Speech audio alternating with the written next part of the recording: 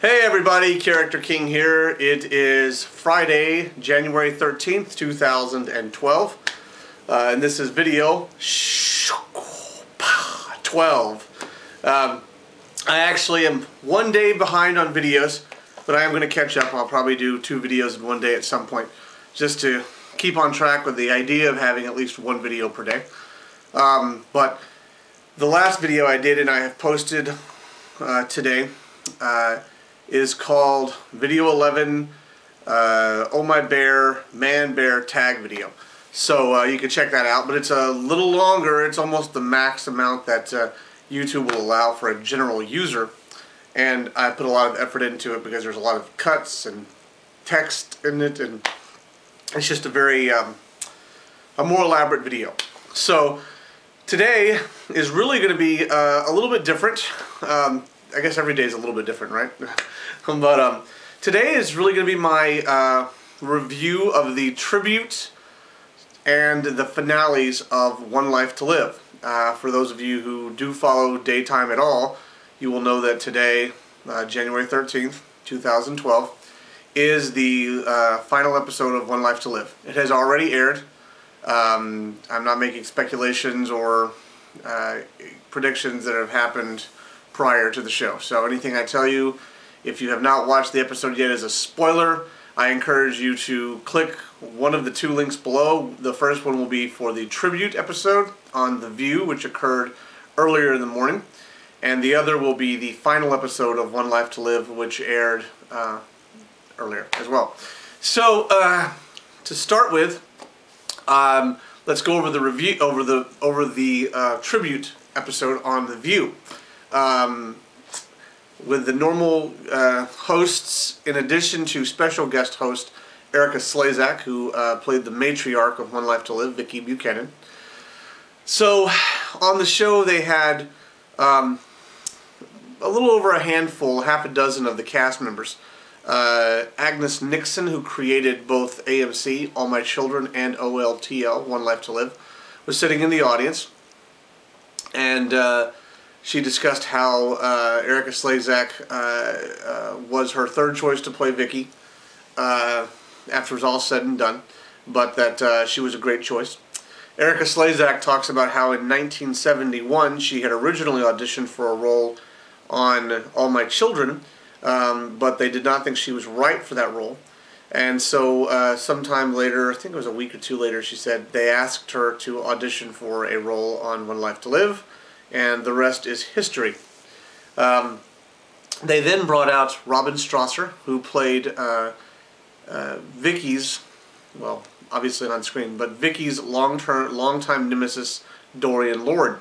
In real life, Erica and Robin are supposed to be really good friends, and they reminisced over working together and how much they'll miss working together. Robin Strasser, as a matter of fact, I remember mentioning how the 2 things that she was going to miss about working on OLTL were Erica Slezak and the clothes she got to wear as Dorian Lord. So that was nice.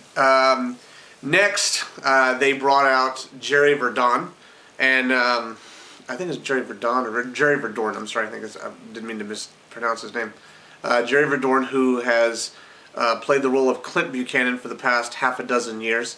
He actually replaced actor Clint Ritchie, who played Clint for the longest duration. For people who are not aware, Clint Ritchie died some time back. It was after Jerry Verdorn had taken over the role, but Clint Ritchie is gone, as well as Phil Carey, who played Asa Buchanan. He's also passed on since probably in the last, I don't know, 3 or 4 years, something like that. Jerry Verdorn spoke about how much he enjoyed taking over the role, how he tried not to emulate Clint Ritchie because he actually knew Clint Ritchie in true life, how much he enjoyed working with both Robin and Erica Slezak. Next, they brought out Robert S. Woods, who played Bo Buchanan, and Hillary B. Smith, who played Nora. Gannon, Hammond, Buchanan, whatever. It sounds like a rhyme, but so they brought out those 2. Robert S. Woods discussed how he was cast to originate the role of Bo Buchanan in 1979. He's been with the show that long. I don't know how many years it is. What, almost 33 years, I guess, he was with the show. And how when he originally auditioned, they had him audition for 2 roles. And he originally did not want to play the cowboy type character, which is what Bo was. But he sort of fell in love with the character, and then that was the one they cast him as. So the rest is history for him. Hillary B. Smith has worked with him for, I think they said something like 20 years now.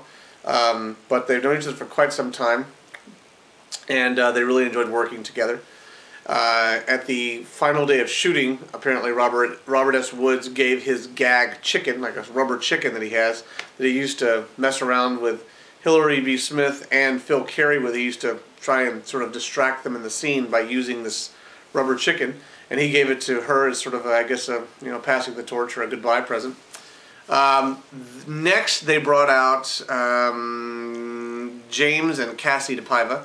James played Max Holden for a long time, and Cassie plays Blair, has played Blair for quite some time. She was actually the second actress to play Blair, but she took over the role and she's been there the dominant amount of time. Really good actor, incredible singer too.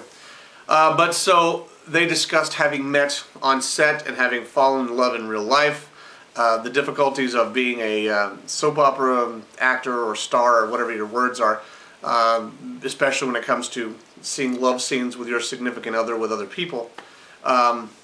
They seemed, pretty good, like if you'll excuse the expression, an old married couple. They seemed like they've been around for a while. Cassie still seemed like she was pretty caring and kind of put her head on James's shoulder at one point, but they seemed all right. Then, lastly, they brought out Judith Light, who played, I don't know exactly what her character's name was. I didn't watch One Life to Live back in that time. I may have been too young, but they brought her out and she discussed, I guess, what was supposed to be a really big moment in soap history when she announced the words, "I'm a common hooker" in the show. I don't know, I guess nowadays that doesn't seem in any way shocking, so... So she discussed her experience on One Life to Live, how much she enjoyed it, how she knew Erica Slezak from repertory theater before she actually did OLTO.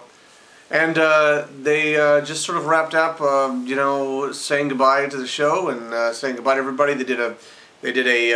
They showed a limited edition One Life to Live cast photo that can be bought on abc.com if you're interested in knowing about that. And they just had all their guests out there to sort of, say one last, wave to the camera and before everybody leads into the final episode.